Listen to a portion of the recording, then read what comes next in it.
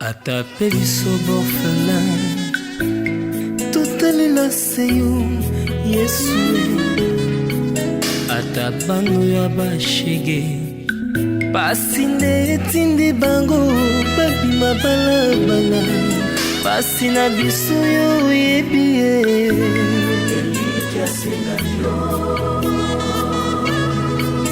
osananga na motemo ya ngai yawe sunga ngai atape biso borfelin totalela seyo Yesu ata bano ya basheki pasi nde etindi bango babima balabala pasi na biso yo oyebi ye.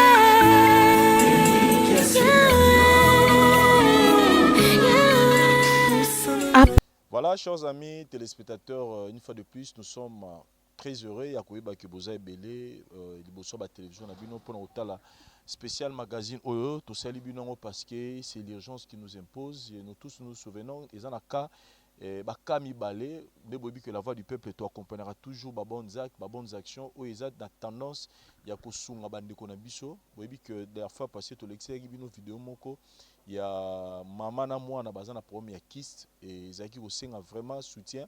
Et voilà, ISD ezali bongo ONG parmi ba ONG na ezako sunga bande ko makasi à travers le monde ba koti likambwango pour na kosunga la maman na moi na bazana pour ma kyste.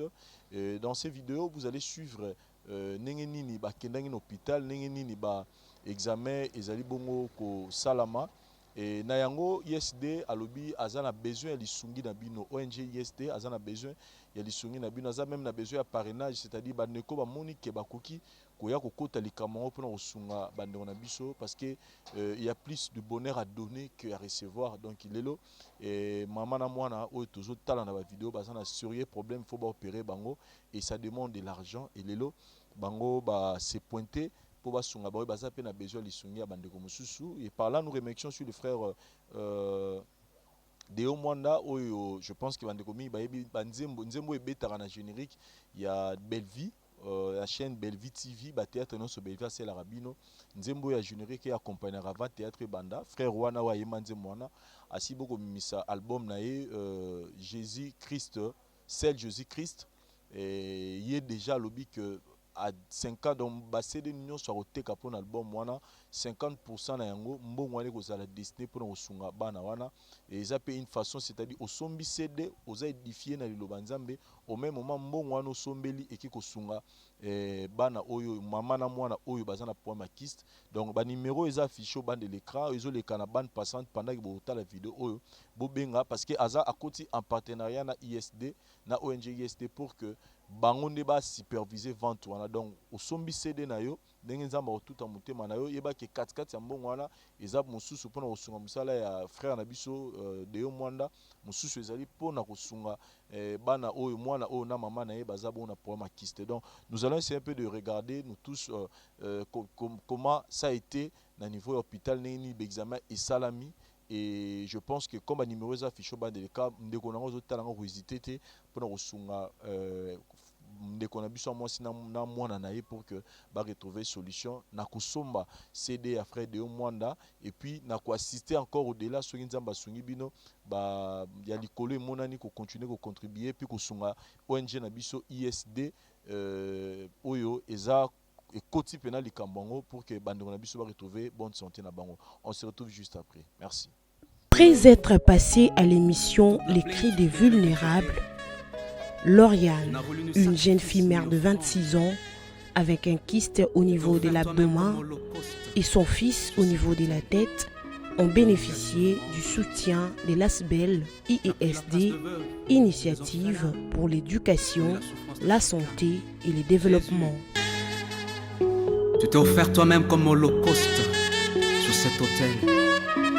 Quelle souffrance. Décidé de redonner les sourires à Lauriane et son fils, les membres de l'ASBEL IESD Kinshasa sont allés personnellement les chercher chez eux à la maison à Lupin, dans la ville-province de Kinshasa, direction Bibois, au centre hospitalier ultra moderne, Initiative Plus, Chipon Cycle.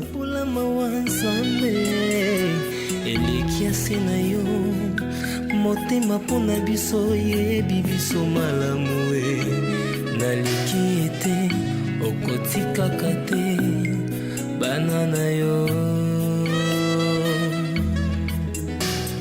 kosala na yo liboma pona boyo bayebi yo te anga nzambe lekeli ngai po yo nde yaya na ngai oyokela mpe biso bakola elikase na yo motema pona biso yebi biso malamu naliki ete okotikaka te bana na yo. T'es pour nous un père et nous sommes à toi tous des fils bien nommés. À jamais nous t'appartenons. L'ASBEL, IESD, Initiative pour l'éducation, la santé et le développement, est une association sans but lucratif à caractère social, culturel et humanitaire pour l'entraide tant matérielle que morale de personnes démunies et particulièrement dans les zones les plus défavorisées à travers des œuvres caritatives, des sensibilisations ou des développements. Dans ce but, elle vise à initier ou soutenir des projets socio-éducatifs dans les zones les plus défavorisées du globe, notamment en Afrique et en République démocratique du Congo particulièrement. Arrivés sur place, Lauriane et son fils Prince ont été consultés par des spécialistes. Question d'avoir plus d'éclaircissements.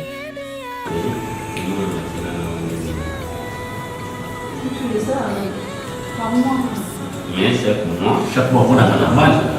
On doit déjà dire. D'abord, on a un peu de chez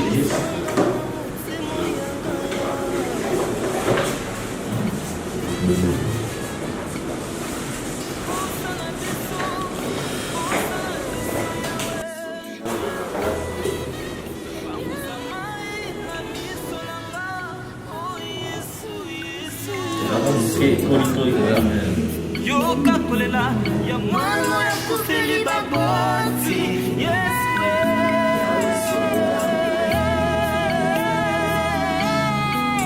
yoka losambo ya mwaso ya kufeli mobali ya yana ngai oh yesu yesu posana ngana motemo ya ngai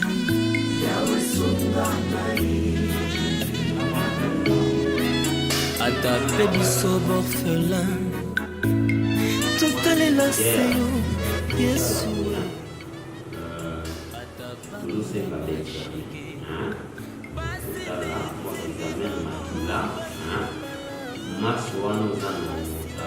tindango basala examen nde tokopesa yo précision ya malade oyo esali ke ozala na kobimba epuis omoi ezala komoko te eza epende na nzoto me oni ye monene bamosusu wana pe oyo monene nde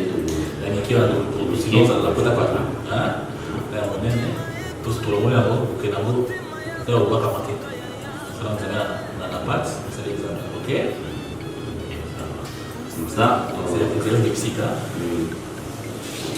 Et quand tout ce qu'il faut autour des plaquettes,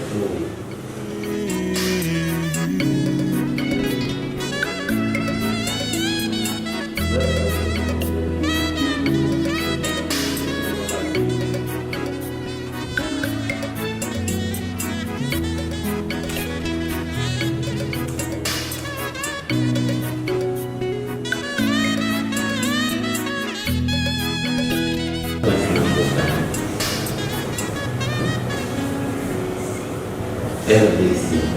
Ah, c'est grand. Baina wakona. Masala wakona. Masala wakona. Non, questa talanga è due con l'operazione. Questa è l'operazione.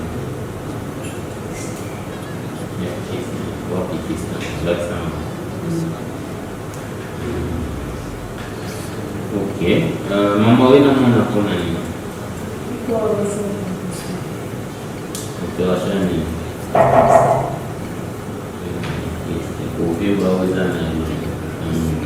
Et c'est ça la repasse. Ok. Friends. Moi ça t'a de folie.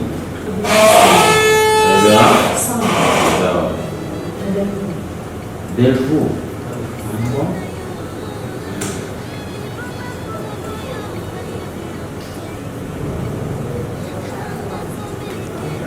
Déjà combien de temps?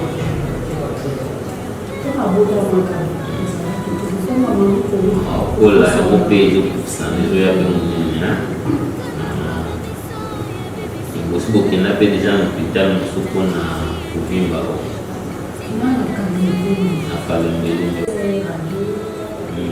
Radio.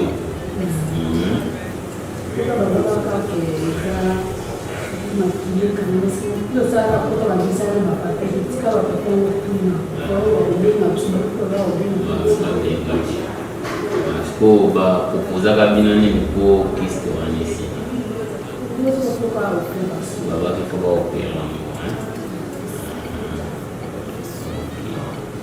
Bon, je vais aboutir à mon point. Ça apporte déjà l'hôpital. Dans la maladie de tout ça, dans c'est bien en maquillage. So à part pour Vimba ou est-ce que dans le Vimba nous les alliés en France, les Algériens. Est-ce que pour Vimba est-ce que nous souffrons à ça dans la famille? Yo za maman na yo yo za na mo depuis maman na bino esa zala kana ko yo ba zo ya miki yo pimba mwenye na ko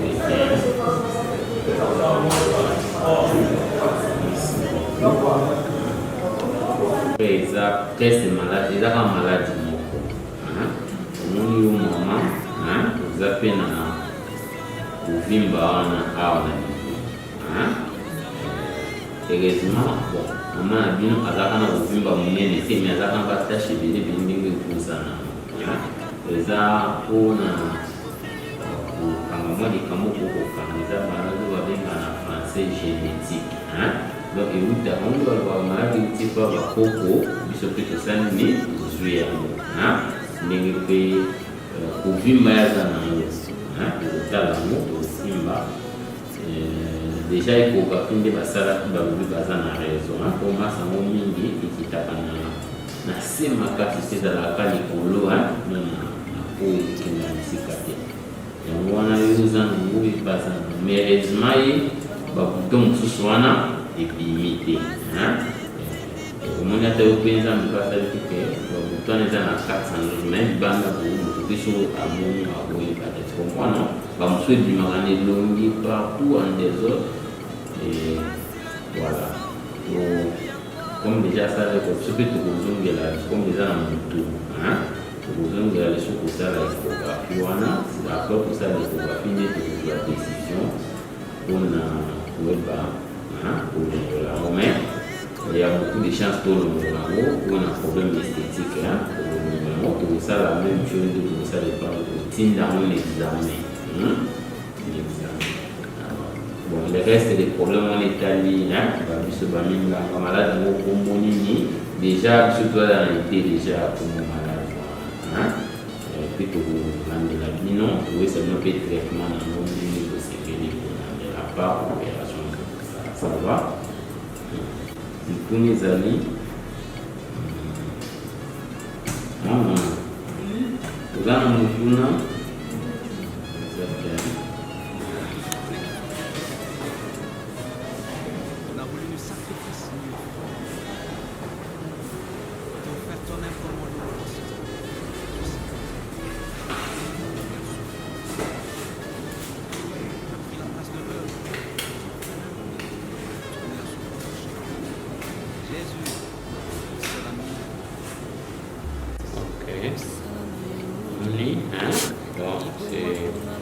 Mune masa uvimba huo tukulungula kati tulungulu kwa pasi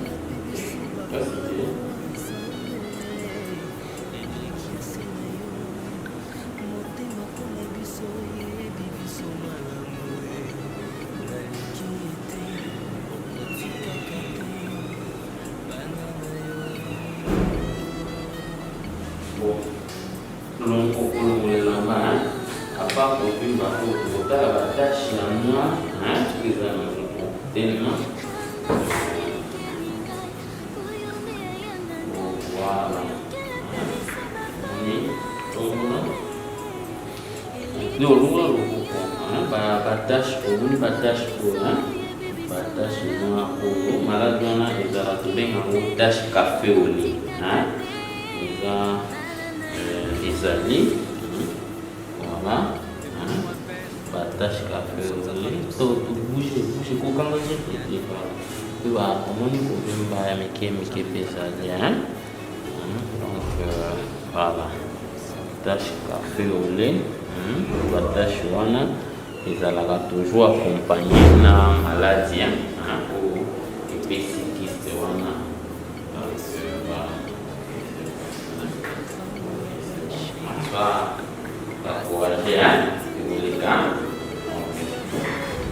Après les temps de l'acte médical permettant d'identifier la nature et la cause de l'affection dont ils sont atteints par l'interprétation des signes extérieurs, le médecin les a encouragés et rassurés que cette production pathologique va disparaître après avoir été opéré. Vient le temps de régler les factures et c'est là grâce à l'ASBEL IESD.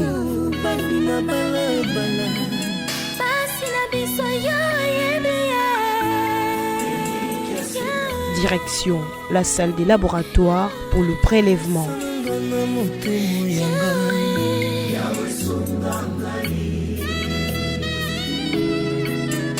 Sanangana motemo yanga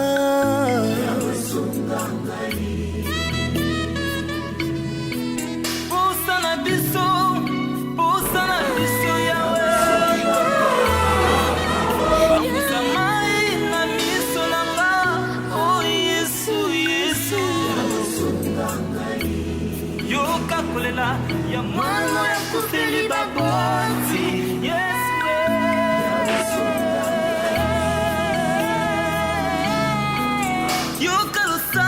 ya mwaso ya kufili mobali ya yanangai Oh Yesu Posana ngana motemo yanga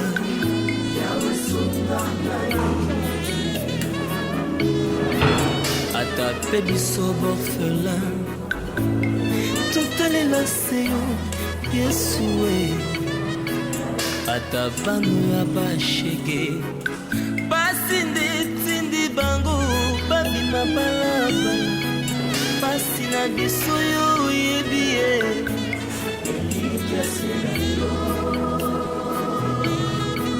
Pasi na biso yebi yango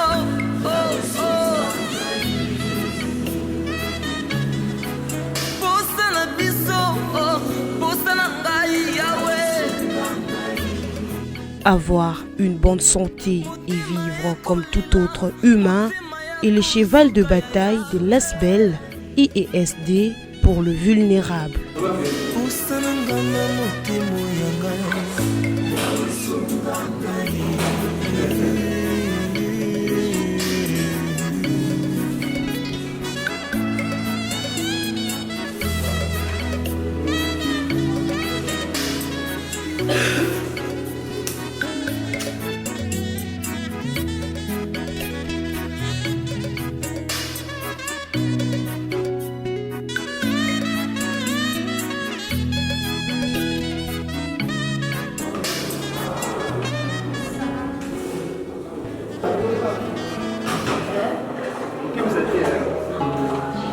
plénitude de Dieu décrétée. On a voulu nous sacrifier ni offrande. Tu t'es offert toi-même comme holocauste sur cette terre. Oh, quelle souffrance! Tu as pris la place de Place à présent à l'échographie. Tu connais la souffrance de chacun. Jésus, le seul ami compatissant. kosala na yo liboma mpona boyo bayebi yo te ngai nzambe lekeli ngai oyo nde yaya na ngai oyokela mpe biso bapula mawa nzambe eleki ase na yo motema mpona biso yebi biso malamu Je vais mettre le Doppler et l'effet de scanner ou IRM de préférence pour voir cette continuité qui est là. On voit que la lésion est lente pour mentionner ici dans un intracrânien.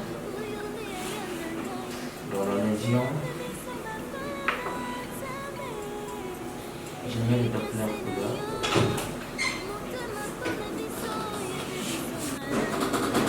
Lésion qui est faiblement vascularisée au Doppler.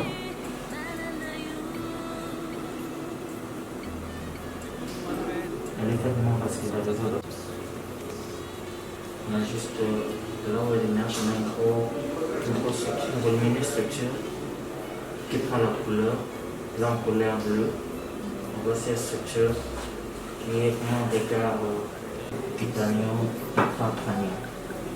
Donc pour cet enfant, nous allons recommander une IRM cérébrale en urgence. Après avoir passé plusieurs examens, Lauriane et son fils n'attendent que le résultat pour se faire opérer, et c'est là par l'intervention de l'ASBEL IESD. osananga na motemo ya ngai yawe sunga ngai